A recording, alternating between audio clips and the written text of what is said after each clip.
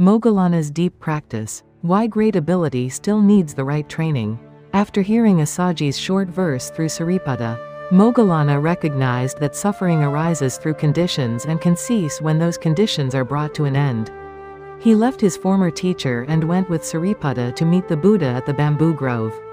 Moggallana learned quickly. His concentration was strong, and he later became known as the Buddha's foremost disciple in spiritual power. Yet the early discourses do not describe a gifted man who passed through every difficulty without struggle. They show a disciple whose ability became dependable because he accepted correction, changed his method when needed, and did not hide his weaknesses. One day, Moggallana was practicing alone near the village of Kalavalaputta in Magadha. He sat down to collect the mind, but his body became heavy. His head began to fall forward, and awareness faded between wakefulness and sleep.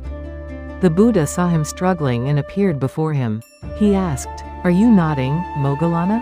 Are you nodding?" Moggallana answered, "Yes, Lord." He did not pretend to be alert. He did not defend himself by pointing to his earlier progress. He simply admitted what was happening. This honesty became the beginning of useful instruction. The Buddha did not shame him for becoming sleepy.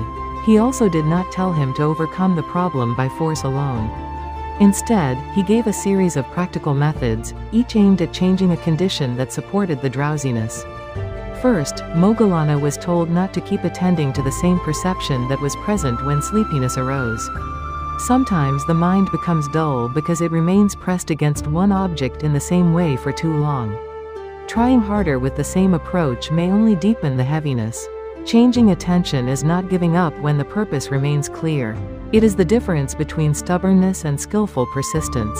If that did not work, Moggallana was to recall the Dharma he had heard and memorized. He was to examine its meaning carefully.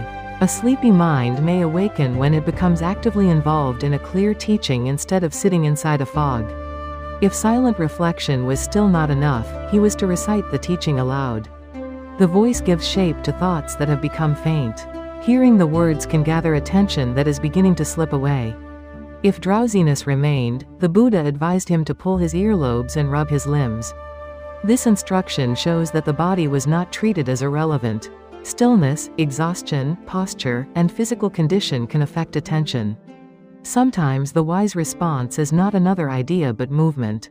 If that did not work, Moggallana was to rise, wash his eyes with water, and look around in every direction and upward toward the stars. Standing, washing, and opening the gaze changed the setting in which sleepiness had been growing. The Buddha then instructed him to develop the perception of light and cultivate a bright, unobstructed awareness. A mind that had become dim needed a deliberate movement toward brightness and openness. If the drowsiness continued, Moggallana was to practice walking meditation.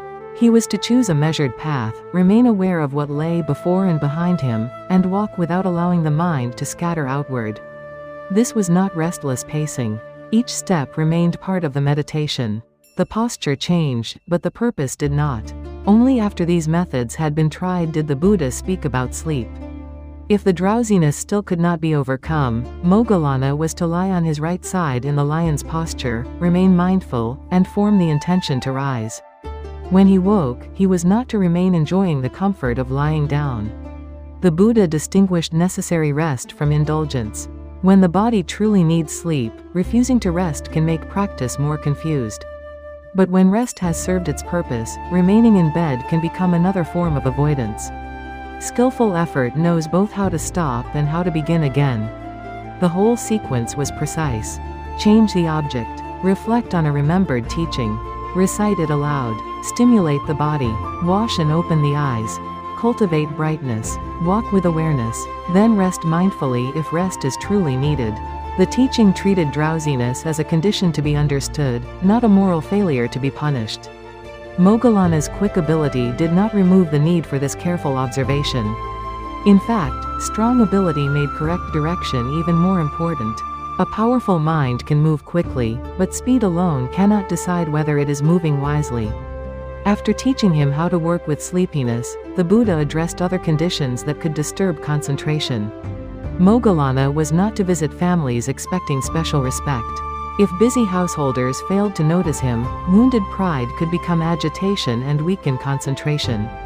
He was also told to avoid confrontational speech, because argument multiplies discussion and restlessness.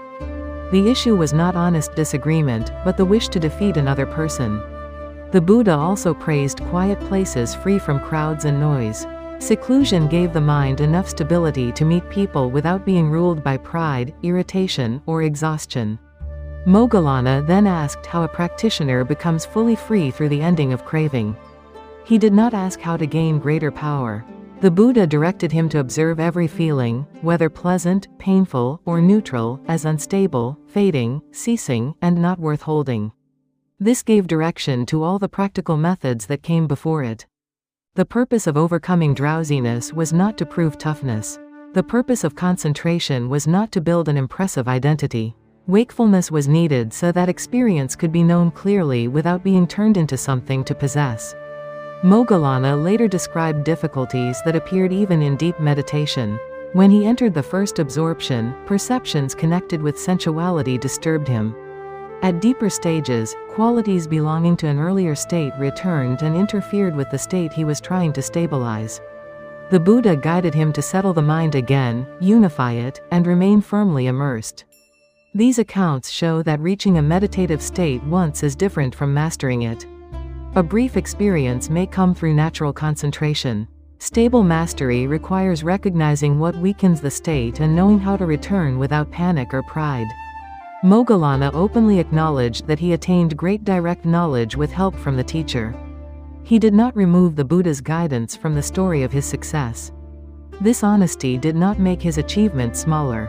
It showed why his ability became reliable. A capable student remains teachable.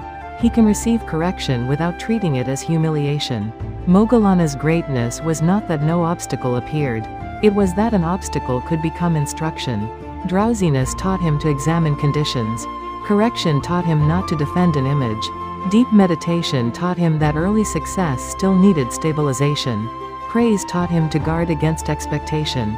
Spiritual power taught him that strength must remain under the direction of liberation. The early texts remember Moggallana as foremost in spiritual power. Yet the clearest place to begin his story is not with extraordinary ability. It is with a tired practitioner who honestly admitted that he was nodding. That moment reveals the foundation beneath his later greatness. He could tell the truth before the Buddha. He could follow a sequence instead of demanding an instant result. He could rest without calling rest failure. He could rise without turning rest into delay. He could receive instruction even when his ability was already exceptional. Many people struggle because they use only one method. When concentration fails, they apply more pressure, and when the body is exhausted, they accuse themselves of laziness. Moggallana's training offers a different approach. Before judging yourself, examine whether attention needs a new object, the body needs movement and light, or genuine rest is required. These questions do not weaken discipline.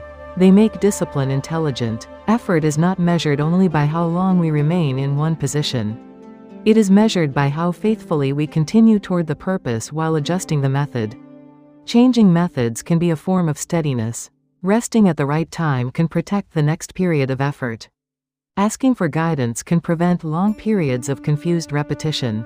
A fast learner especially needs this balance. Early success can hide weak foundations. Praise can make correction feel threatening. Strong concentration can create the belief that ordinary habits no longer matter. But impatience, pride, argument, and poor care of the body can disturb even a powerful mind.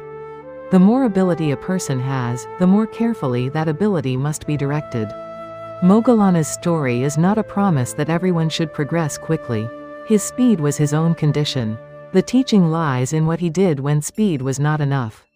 He listened, he adjusted, he practiced again, he allowed the teacher to reveal what he could not yet see. A slower practitioner may repeat the same methods for months or years. That does not make the path less genuine. A quick experience and a stable transformation are not the same thing. The meaningful question is whether awareness becomes steadier, conduct becomes humbler, and old harmful reactions become weaker. When fatigue interrupts something important, we do not need to call ourselves weak immediately. We can begin as Moggallana did by admitting the condition clearly. Then we can choose the next suitable step. Perhaps attention needs a new object. Perhaps the purpose must be remembered. Perhaps the body must move. Perhaps the environment needs light. Perhaps sleep is genuinely needed. And perhaps, after sleep, the practice must begin again without delay. Talent may open a door quickly, but it cannot walk through the door for us. The right method, honest self-observation, and willingness to receive guidance turn potential into a path. Moggallana became known for extraordinary power, but the quieter strength beneath that power was his ability to be taught. Today, may you recognize your condition without shame. Choose the method that truly restores clarity, and return to what matters with steady and intelligent effort.